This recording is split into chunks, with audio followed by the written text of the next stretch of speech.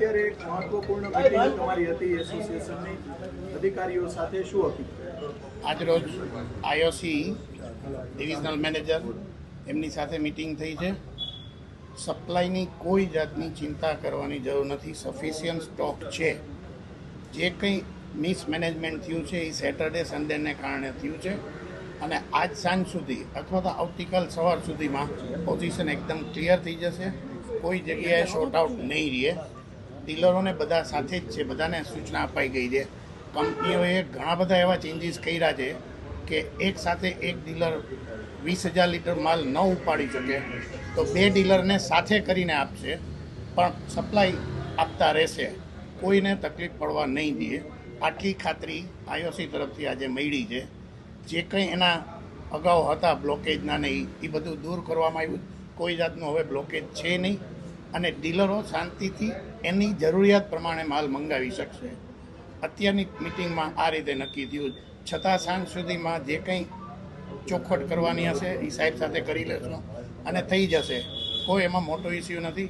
જે કંઈ પ્રોબ્લેમ છે એ રજાને કારણે થયો છે અને નેક્સ્ટ 8 દિવસમાં એ બધું ક્લિયર થઈ જશે એવું સાહેબનું કહેવું છે.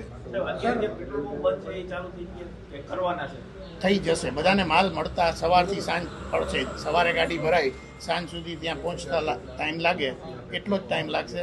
સફિશિયન્ટ સ્ટોક છે. નાયરા અમારામાં નથી આવતું. ઇન્ડિયન ઓઇલની હું વાત કરું છું. ઇન્ડિયન ઓઇલ પૂરતી વાત છે આ.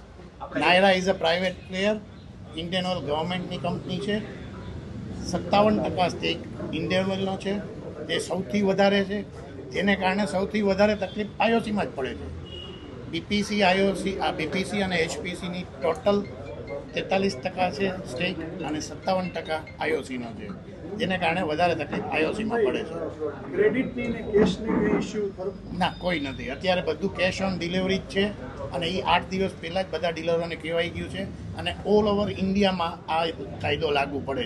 રાજકોટ માટે નથી. હું ગુજરાતનો જનરલ સેક્રેટરી છું એટલે ગુજરાતની મને ખ્યાલ છે કે બધી જ જગ્યાએ કેશ ઓન ડિલિવરી છે. કોઈ જગ્યાએ ક્રેડિટ ફેસિલિટી અત્યારે અવેલેબલ નથી, જે દરેક ડીલરોને ખબર છે. ધીમનભાઈ, આપણે રાજકોટની અંદર પેટ્રોલ ડીઝલનો કેટલો જથ્થો, કેટલા દિવસનો જથ્થો ઉપલબ્ધ છે? સફિશિયન્ટ છે. કોઈ આમાં જથ્થાની કોઈ ચર્ચા હોતી જ નથી. સફિશિયન્ટ છે એટલે કે આવતા 30 દિવસ 45 દિવસ કોઈ દિવસ નક્કી નથી થઈ શકતા. બધું જ આધાર છે એ બધો તમને ખબર છે. અત્યારે યુદ્ધ ચાલી રહ્યું જેને કારણે કદાચ આગળ પાછળ થાય તો એ હવે પછી થાય. અત્યારે કોઈ પરિસ્થિતિ ખરાબ નથી. કેટલા પેટ્રોલ પંપ કેટલા બંધ છે એવું કઈ સમય? સિટીમાં કદાચ 6-7 પંપ છે રાજકોટ સિટીમાં અને બારે બીજા સિટીમાં 1-2 પંપ બંધ છે આઈઓસીના. પર્ટિક્યુલર હું આઈઓસીની જ વાત કરું. નાયરા મને જ્યાં સુધી ખબર છે ત્યાં સુધી સારા એવા પંપ બંધ છે. ટકાવારીમાં મને ન ખબર હોય નાયરાની, કારણ કે અમારો વિષય નથી એમ. પણ નાયરાને વધારે ઇફેક્ટ પડી છે, એમના વધારે પંપ છે. પણ આઈઓસીમાં અત્યારે આ પરિસ્થિતિ છે. લોકોને ખાસ અત્યારે કોઈ મારી એટલું જ કહેવાનું છે કે તેમની જરૂરિયાત મુજબનું પેટ્રોલ ડીઝલ મંગાવે. કોઈ એવી અછત છે નહીં. હાલના સંજોગોમાં કોઈએ પેનિક થવાની જરૂર નથી.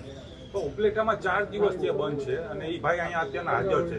બધાને તકલીફ એક જ છે કે જેની પોતાની ગાડી નથી, ટ્રાન્સપોર્ટની ગાડીમાં આવે. ટ્રાન્સપોર્ટની ગાડીઓ કંપનીના ટેન્ડર્સ 5 વર્ષ પહેલાં બહાર પડી ગયેલા હોય છે.